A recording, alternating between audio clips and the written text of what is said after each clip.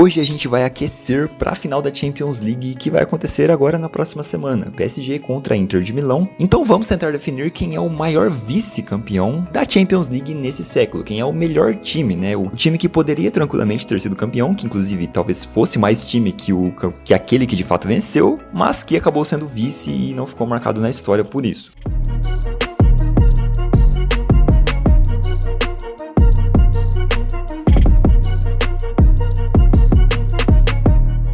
Cara, parando o vídeo aqui rapidinho, eu te prometo que é muito rápido mesmo, você nem precisa pular, só pra te falar sobre o nosso parceiro, o KB Prime, que, cara, é um parceiro de longa data do canal, né? Tá desde o começo mesmo, e eles têm camisas incríveis de futebol, cara, pois é. Eu tô deixando o link deles aí na descrição, no comentário fixado, você pode entrar lá pra conferir por conta própria. Se você gostar de alguma camisa, utiliza o cupom TRAVEATRAVE, é o nome do canal, tudo junto mesmo, TRAVEATRAVE, que você vai ter desconto. Então é isso, recado rápido, como eu te prometi, e vamos voltar pro vídeo. Antes de tudo, é interessante a gente definir alguns critérios aqui, né? E um deles, e um dos mais importantes, obviamente, é a trajetória do clube até a final. Também vamos ver o clube que menos sofreu para chegar na decisão e que também tem enfrentado adversários de peso pelo caminho, né? Eu também vou analisar a temporada dos clubes como um todo, tentar trazer a expectativa em cima dos clubes naquela época para vermos quem era o mais unânime e que acabou perdendo a Champions. Nisso, a gente chega no nosso primeiro concorrente, que é o Atlético de 2016. Tá, eu não vou ficar comentando de todos os times aqui, você sabe que, sei lá, o Mônaco não vai estar aqui, né? O Mônaco que perdeu para o Porto, o Valência, não dá, né? Não vamos ficar perdendo tempo nisso, vamos partir direto para os concorrentes de fato, e esse Atlético de 2016 é um deles, cara. Provavelmente eles tiveram o mata-mata mais difícil, tá? Dessas Champions aqui que a gente vai analisar. Eles passaram do PSV nos pênaltis, nas oitavas, né? Beleza, até aí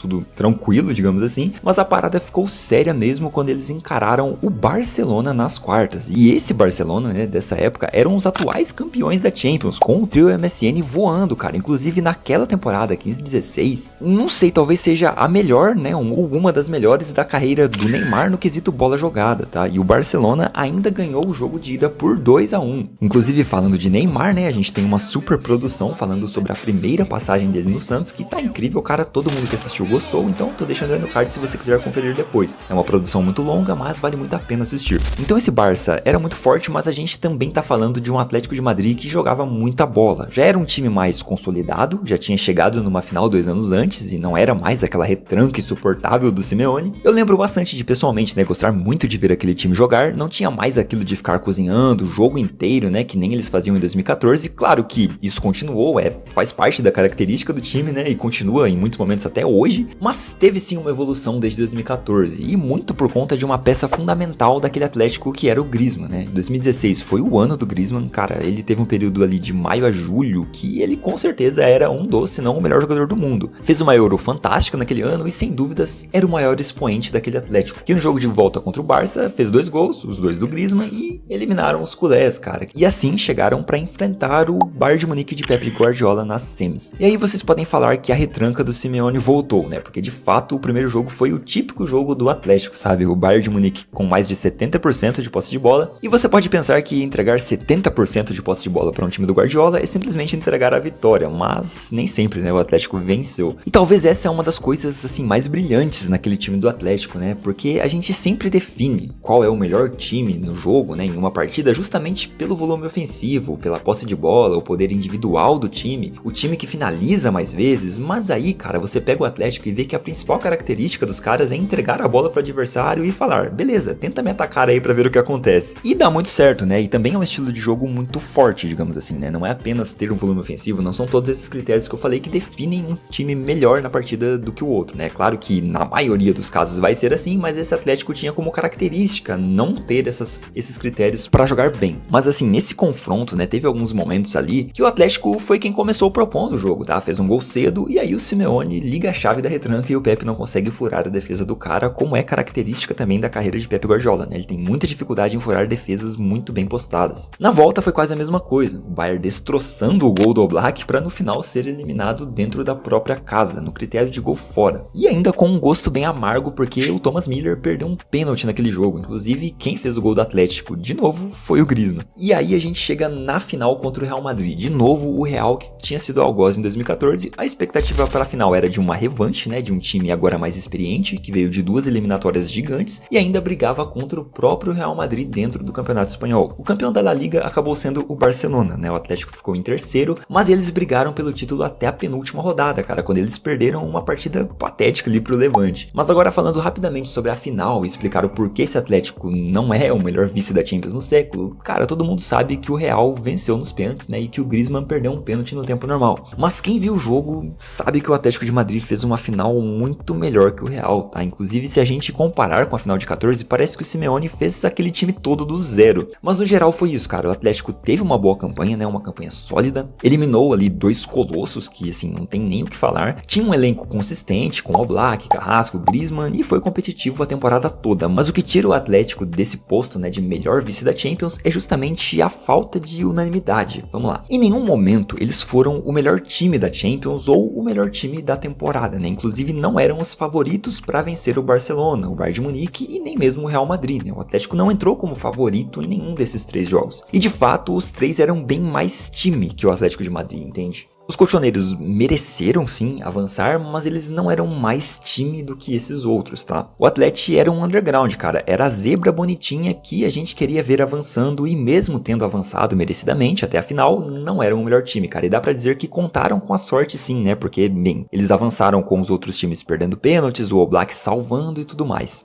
Então, passando a régua nesse Atlético, eu volto pra primeira década do século, pra falar do Milan de 2005 e do United de 2009, e não, o Chelsea de 2008 não vai estar aqui nessa briga, tá? Muito por conta da campanha deles na Champions, que foi um mata-mata bem fraco, com resultados até que ruins contra times inferiores, um grupo também bem ali meia boca. Eles não tinham um elenco consistente, né? Tinham bons nomes ali, se você pegar só pelos nomes esse Chelsea vai estar brigando, mas não era um time consistente no papel, não tanto que eles não ganharam nada na temporada, né? Não foram campeões de nada, então não tem como eles brigarem aqui, cara. Diferente do Milan e do United, que já estavam consolidados e já tinham sido campeões de Champions naquele mesmo período, coisa que o Chelsea ainda não tinha sido. O elenco eu nem preciso falar, né? O United tinha o até então o melhor jogador do mundo, Cristiano Ronaldo, né? Tinha o Giggs, Rooney, Van der Sar, Ferdinand, enfim, era um time muito forte. O Milan tinha o Shevchenko, que também era o melhor do mundo naquela época de 2005, Dida, Pirlo, Kaká, Maldini, enfim. Mas se a gente voltar na temporada 2004-2005 do Milan, a gente vai ver que os caras não eram tão dominantes como você vê muita gente falando na internet hoje em dia, porque de fato virou comum as pessoas exaltarem esse Milan de 2005 como se os caras fossem o time a ser batido na Europa naquela temporada. Mas quando você vê que os caras não ganharam nada naquele ano, né, você percebe que talvez as pessoas exageraram um pouco, e esse time foi sendo muito superestimado com o tempo sim, unicamente pelos seus nomes, né, pelos caras que tinham no elenco. Esse Milan, cara, foi vice da Série A Juventus foi campeã com 7 pontos de vantagem, e na Copa Itália, meu caro, aquele poderoso Milan caiu para a Udinese nas quartas de final, tomando um 4-1 na volta, depois de ter feito 3-2 na ida, né, e ainda esse jogo da ida eles começaram perdendo de 2-0, então assim, nada consistente, né, cara? E aí você vai falar,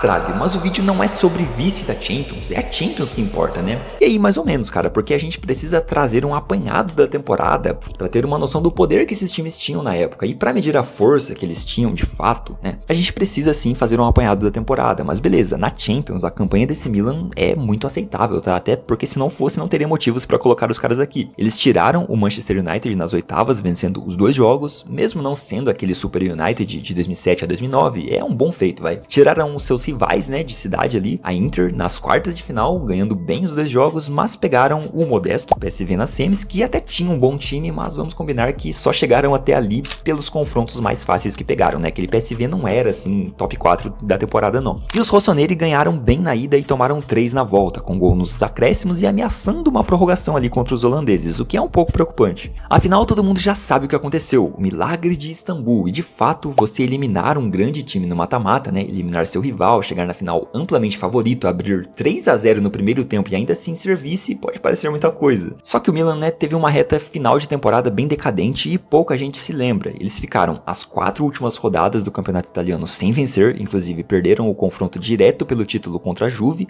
Eu já comentei antes, mas nesse período eles tomaram de 4 da Udinese e foram eliminados da Copa Itália nas quartas de final, enquanto na Champions, cara, oscilaram ali na semi, né, quase foram eliminados pro PSV, ou pelo menos perigaram ali, né, flertaram com essa eliminação, e talvez eles só tiveram ênfase, assim, pelo menos no primeiro tempo dessa final, porque o time do Liverpool era mesmo bem abaixo, né, não era nem top 3 da Inglaterra naquela época, e pra mim o Milan não era top 3 do mundo como as pessoas colocam não, tá, nem naquela época era, assim, pra mim o Real brigava ali nesse posto, né, o Barcelona do Ronaldinho também era muito bom, a própria Juventus, o Arsenal também era um time sólido, o Arsenal que tinha acabado de vir dos invictos, né, um título inédito ali de Premier League, então assim, eu até entendo quem coloca esse Milan como o maior vice da Champions, porque você vê isso em todos os programas, toda vez que alguém comenta sobre vices de Champions, tem sim alguém falando sobre esse Milan e exaltando os caras, mas pela inconstância na temporada, principalmente na reta final, com graves problemas defensivos, não terem ganhado nenhum título, eu não acho que esse Milan vence aqui, muito menos o United de 2009, que sim, estava no top 3 do mundo da época, venceram a Premier League naquela temporada, mas eles têm dois problemas graves aqui. O primeiro é a campanha na Champions, que é um pouco fraca. Eles tiraram a Inter nas oitavas, o que é relevante, mas aí pegaram o Porto nas quartas. Sofreram muito para passar, mesmo sendo favoritos, e para mim o jogo de ida do Porto é até melhor que o do United. Nas semis, eles pegaram o Arsenal, que já não tinham Henry, não tinham Bergkamp, Vieira, enfim.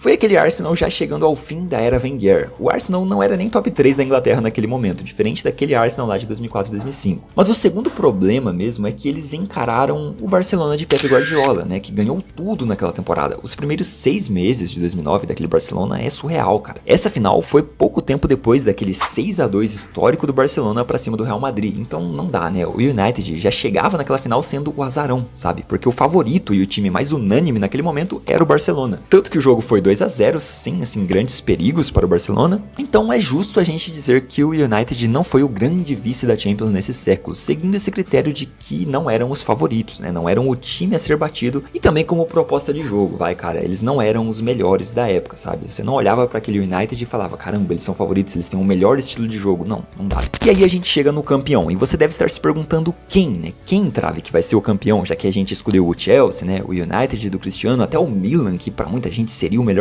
Então quem, Trave? Quem você vai meter nesse primeiro lugar aí pra te xingar muito nos comentários? É o Borussia Dortmund de 2012, 2013? Cara, poderia até ser, viu? Porque era um time muito forte, mas não, cara. Eles foram super vices para o Bayern de Munique, né? Perderam em tudo. Poderia ser até o próprio Bayern de Munique, né? Que em 2012 perdeu pro Chelsea ali, tinha um timaço, já era a base do time campeão no ano seguinte, né? Robin, Ribéry, Miller, Schweinsteiger, Lan. E tinha ainda o Toni Kroos, mas esse Bayern também não foi campeão de nada, cara. Eles não ganharam a Champions, né? Foram vices para o Borussia na Bundesliga, na Copa da Alemanha também perderam para o Borussia, tomando um 5-2 na final. Então assim, não dá pra gente chamar de melhor time um time que não ganhou nada, né, cara, que foi amassado pelo rival em tudo. E eles não eram tão encaixados assim também quanto outros times, né? O Barcelona era mais time, né? O Messi voou naquela temporada de 2011, 2012. O Borussia era mais encaixado, jogava melhor que aquele Bayern. Então vamos lá, cara. O melhor vice-campeão da Champions League no século é o Manchester City de 2020 e 2021. Isso mesmo, cara. Eu não citei a Inter também, que foi vice para o próprio City e era um bom time, né? E também tem a Inter desse ano, né, que foi vice para o PSG, né? O PSG que venceu sua primeira Champions. Mas como isso ainda vai acontecer, a gente tem que discutir depois. Mas aí você deve estar me perguntando, né? Por que esse City é o melhor, cara? Como assim eles são melhores que o Milan de 2005, que o United de 2009? Cara, simples. Esse Manchester City chegou na final extremamente favorito a ser campeão, tá? Era muito mais time que o Chelsea. O que você escutava nos programas era simplesmente que o City era muito mais time, tá? Tinha, claro, o papinho de que o jogo local é muito difícil, né? O Chelsea podia sim ganhar, mas vamos ser sinceros, cara, a maioria esperava o City vencendo o Chelsea. A maioria da mídia colocou favoritismo nele sim. A sensação de quem viveu a época era essa, sabe? E claro, não é só pelo favoritismo, né? É também porque esse Manchester City ainda era uma versão absurda da dinastia de Pep Guardiola. Eles foram campeões da Premier League com sobras, inclusive é o primeiro título do tetracampeonato histórico. Eles ainda não tinham Haaland, é verdade, mas tinham a mesma base dos anos seguintes, tá? De Bruyne, Foden, Bernardo Silva, Gundogan, Ederson, Rubem Dias, Walker, cara, praticamente todo mundo que ganharia todos os títulos depois. Chegaram na semi da FA Cup, beleza, não ganharam, né, mas venceram também a Copa da Liga, a Carabao Cup. Então, cara, eles chegaram na final da Champions, eram os favoritos, eram o time a ser batido, sabe, o melhor modelo de jogo da época era o do Manchester City, foram campeões da Liga, né,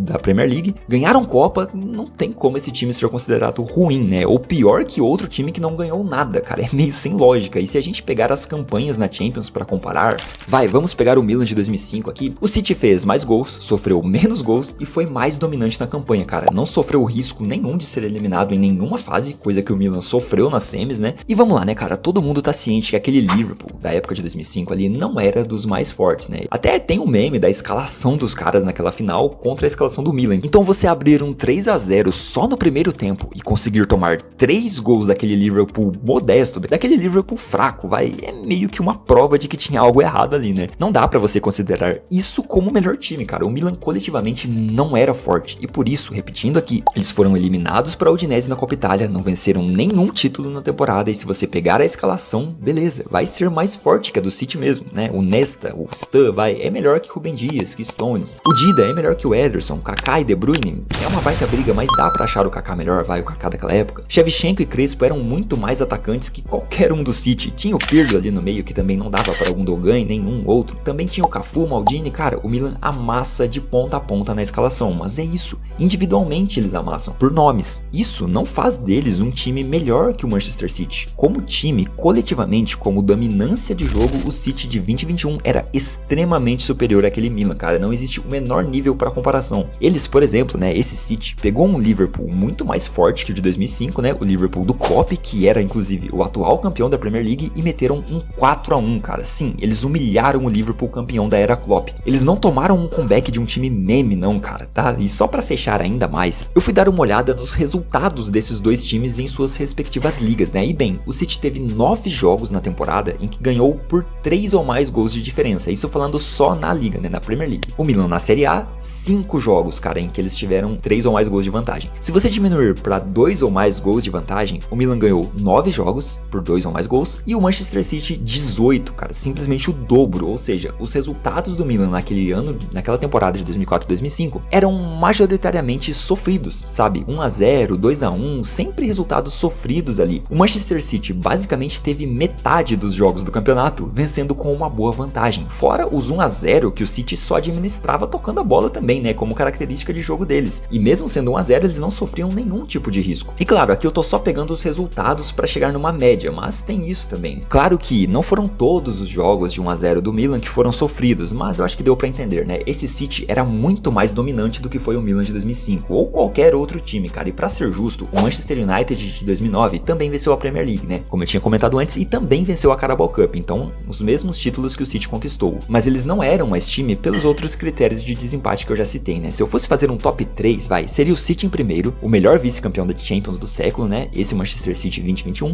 O United de 2009 ficaria em segundo e em terceiro eu fico em dúvida no Atlético de Madrid de 2016 ou no Bayern de Munique de 2012, com tendência ao time alemão, Mas é isso, cara. Esse foi o vídeo de hoje. Foi só um esquenta, né, pra essa final entre PSG e Inter. Comenta aí embaixo se você concordou ou não, quem você acha o melhor vice de Champions, se você sabia que o Milan de 2004 e 2005 era tão ruim assim, ou foi enganado direitinho pelo saudosismo, enfim, nos vemos na próxima análise de Trave a Trave.